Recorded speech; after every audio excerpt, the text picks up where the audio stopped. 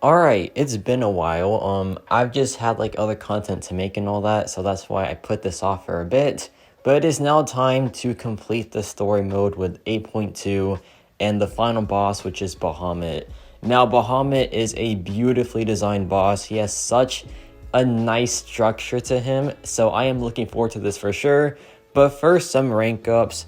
I took up Elsa Bloodstone to rank 3 because she is one of the best options for Bahamut, and CGR as well goes to rank 5 because, honestly, rank 5 5-stars and 8.2 don't really cut it, and like a rank 4 Ascended CGR was a rank 5 5-star, right? But as a rank 5 Ascended 5-star, he is now a rank 3 6-star, which is much more viable for Act 8 Chapter 2. So now let's go into the bosses here. And I forgot to record the first one. That is on me. I'm sorry about that. But this is the Deadpool X-Force boss, and Omega Sentinel just clears him really well. Nothing too difficult here, just a regular Deadpool X-Force. And he actually gives you a ton of Furies as well if you're a tech character, so he's very straightforward. So we have some Plasma now, which is perfect because that gives us a very nice damage bump. There he gets the taunts on us, which is fine.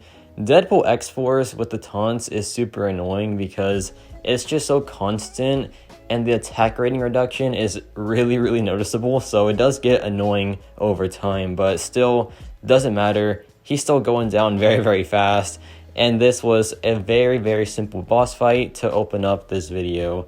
And I can't remember the first boss fight for this chapter. I'm trying to think who it is. I know this is the chapter 1 bosses, or the quest 2 bosses, sorry. This is the Nimrod boss. I didn't record also, I didn't record all of it, so my apologies. But the game plan here is to just use Cassie Lang, get some good openings, and then just let the power stings do the work. And Cassie Lang is fantastic for Nimrod if you don't do that. That was a pretty big error on my end, but for the most part, she is very good for Nimrod. The power stings put in a ton of work because of his energize. So once he's energized, he gets a ton of extra power rate, and that means way more power stings. And I remember now, the boss that I took in 8.2.1 was Black Panther. Pretty straightforward, nothing too difficult there, though if you mess up, he does punish you big time. But this Nimrod is no big deal. He's going down pretty fast now because we were ramped up, and this boss fight is just about over. Very tanky boss though. He has a ton of health, as do most of these bosses, so it makes sense. And yeah, that is quest 2 complete.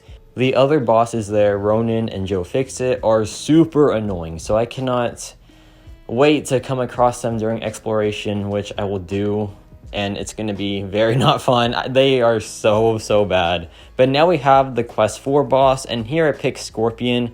Now Scorpion is pretty annoying right with the evade, but also Bloodstone has Cold Snap, and additionally, whenever she fails a Cold Snap, she gets a passive Fury that is pretty massive. So we eventually do just insane damage output, and this becomes a very quick matchup.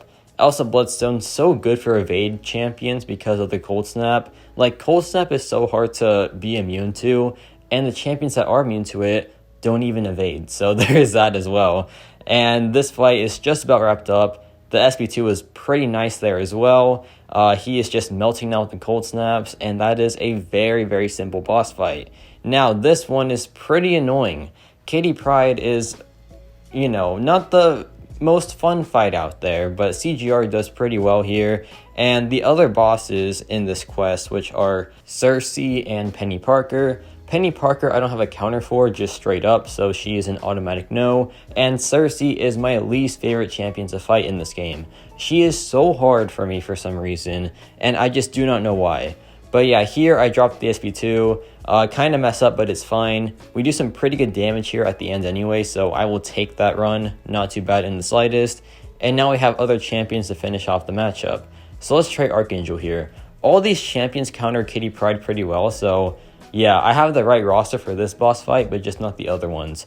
I don't have a good Mystic Champion, I don't have a good Penny Parker counter, so I can't really do those fights too well. So in Exploration, I will struggle a lot with these boss fights, right? But that's not for tomorrow or the next day. I'm not worried about that right now. Right now, I just want to get this fight down so I can get to Bahamut. And yeah, We dropped the heavy attack, not too shabby. There she hits me with the heavy attack, so that's my revenge, I guess. But the fight is now pretty much wrapped up. Not yet, though, because she's just being so tanky for some reason. But now she is down, and now it is time for Bahamut. Now, Bahamut, let's explain him for a bit, because he's a very fun fight, and he has some very cool mechanics. So, how Bahamut works is, every, 8 seconds or so, you can either get a Vitality charge. Did I say that right on the first try? That's crazy. Or you get an X Gamma charge. Now, the yellow charges, let's just say that from now on, those are the good ones, because at 3 charges, he inflicts a radiation blast.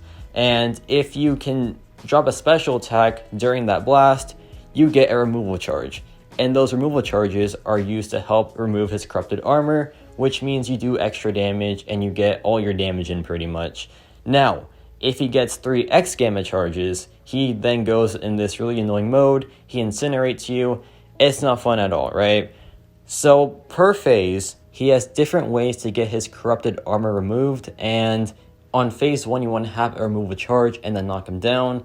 On phase 2 you want to drop a heavy attack into his blast. On phase 3, same thing. And then phase 4 is the infamous ping pong little phase.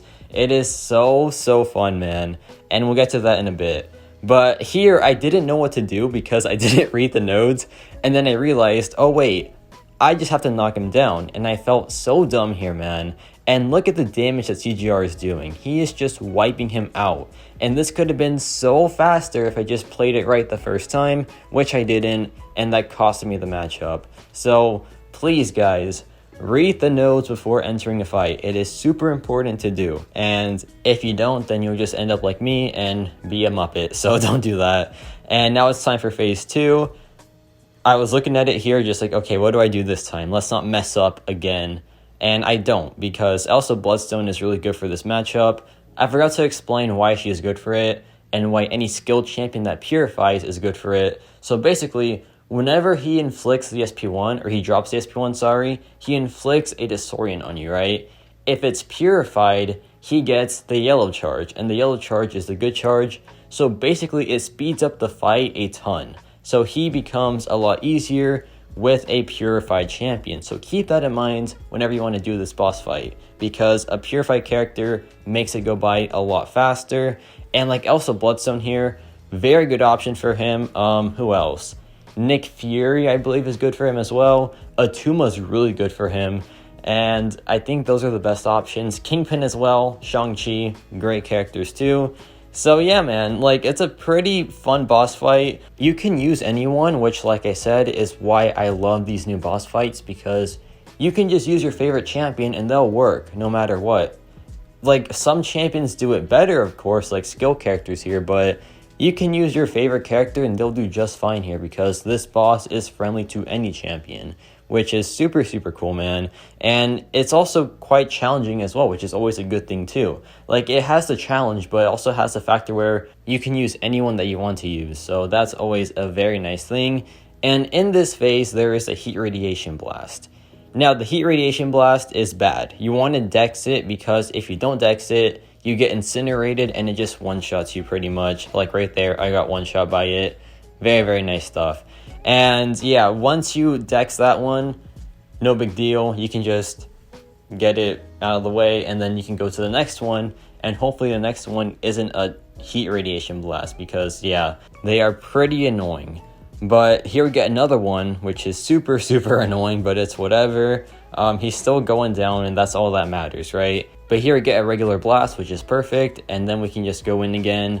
Sandman, not the best option for this fight, but he also does pretty well, surprisingly, because his burst damage gets increased with the corrupted armor phase, being down. So that's always pretty cool. So here I dropped the SP3, and check out the damage, man. It's honestly pretty nice.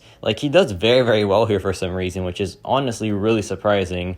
But yeah, I drop it again, and he is now down to the final phase. And now the final phase is the big ping pong challenge, which is super fun to do.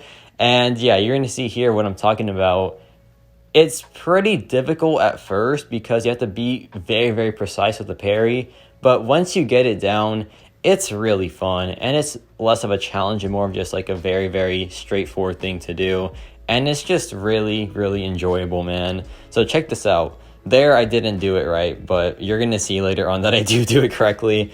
And here is how you just mess up that fight big time. But now we have also Bloodstone here, and also Bloodstone is my best option for this matchup, so gotta use her to be safe. So here he drops the SP1, no big deal. He drops it again. We get the Radiation Blast, and there I parry it to reflect it, and it takes him down, and it removes some of his armor. So in this phase, you can't remove the armor fully. You can just chip it down all the way to 0, or even the negatives. So that's how this one works. Right there, I kind of mess up, and I don't win the ping pong battle, which is unfortunate, but it's fine. And there I mess up again, and he has this bug where if you mess up, there's a chance that he doesn't do the blast onto you, and it just vanishes.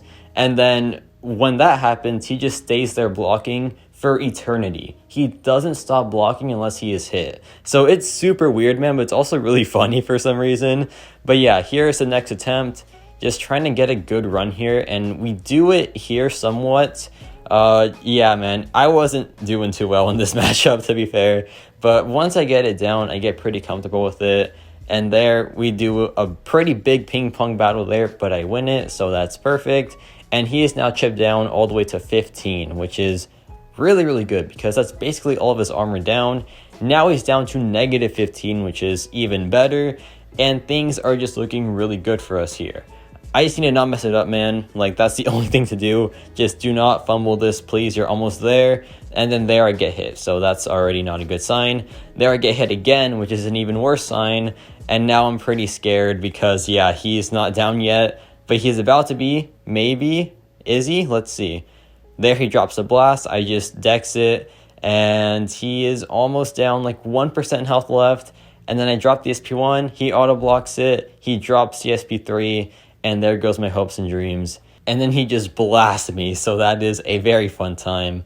And yeah, he's almost down though, thankfully. Just one more champion should do it. And there we go. That is Act 8, Chapter 2 completed. Not too shabby, man. Use some revives there, but no big deal. You know, revives are meant to be used, so I don't really care. Let's see here. Some good rewards for sure. We got 1 tier 6 basic, 1 tier 3 alpha, a 2 to 3 gem, some extra crystals, some 6-star shards. So pretty good stuff, to be honest. So let's see what we have here. We can just start off with this tier 5 classic Callus crystal. Hopefully we get like tech or something, or like, let's see, science or mutant for like Salmon and Archangel when they go to ring 4 eventually. And we get a, let's see, cosmic catalyst. I don't have a good cosmic champion yet, so that's very, very fun. Amazing. You'll love to see it. Really worth my time for sure.